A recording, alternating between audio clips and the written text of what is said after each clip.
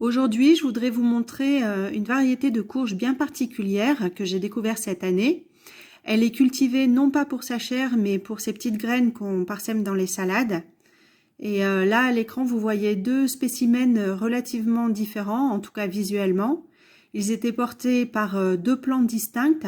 Par contre, les graines que j'ai semées venaient bien du même sachet. Allez, on va faire un petit flashback jusqu'à cet été. Je vous montre le fruit que j'ai sélectionné pour les semences de l'année prochaine de la courge Lady Godiva. Donc pour lui, j'ai fait une pollinisation manuelle avec les fleurs mâles du plant qui était juste à côté, qui est à peu près 1 mètre plus loin, pour avoir une bonne pollinisation croisée. La pollinisation manuelle permet aussi d'éviter les hybridations parce qu'on va isoler les fleurs femelles porteuses des fruits la veille de leur ouverture avec généralement un petit sachet en papier craft ou en organza. Et le lendemain, quand la fleur s'ouvre, on sélectionne du pollen d'autres fleurs mâles mais de la même variété sur d'autres plants et on badigeonne le pollen de ces fleurs mâles sur le pistil des fleurs femelles. Ensuite, on referme la fleur qu'on vient de polliniser et on l'isole à nouveau avec le petit sachet. Comme ça évite que les pollinisateurs apportent du pollen d'une autre variété et le fruit qui va se développer sera fidèle à l'origine. Mais je vais essayer de vous faire une vidéo là-dessus la saison prochaine pour que ce soit un peu plus explicite. Il est plus que temps que je récolte le fruit que j'avais sélectionné en porte-graines. Donc je lui avais mis un petit repère avec un ruban rouge. Vous voyez, la tige de la plante, elle est toute séchée et elle s'est même détachée de la courge. Donc je vais la récolter et la laisser à l'extérieur encore plusieurs jours. On est 15 jours plus tard et je vais ramasser une deuxième courge dont on va consommer les graines cette fois-ci.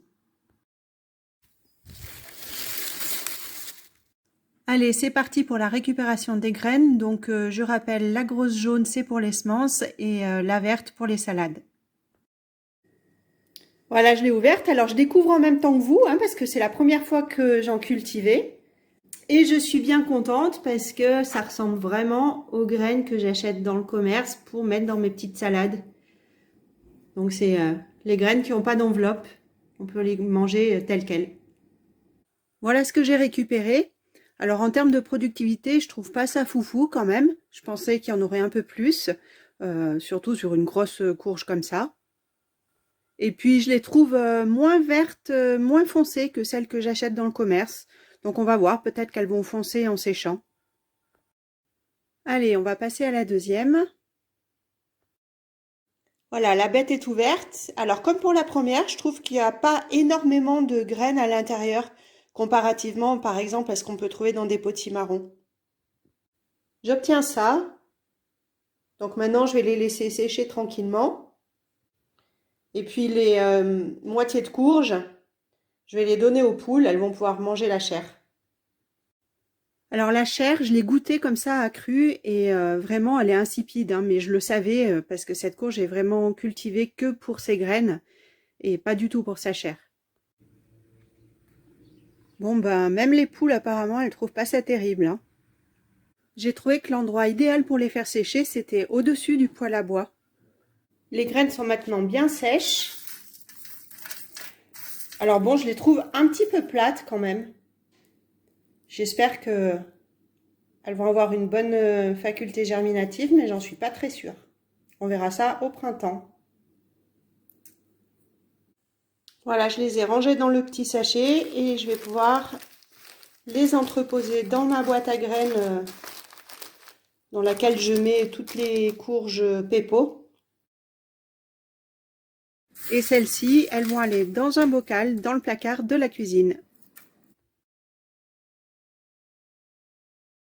Au final, un petit comparatif entre celles qui viennent de la Biocoop et puis les miennes, qui sont beaucoup plus claires. Elles sont aussi beaucoup moins charnues, mais au goût, finalement, ça se vaut. Et voilà, des petites pépites à l'aspect argenté à parsemer sur les salades composées. Bon appétit!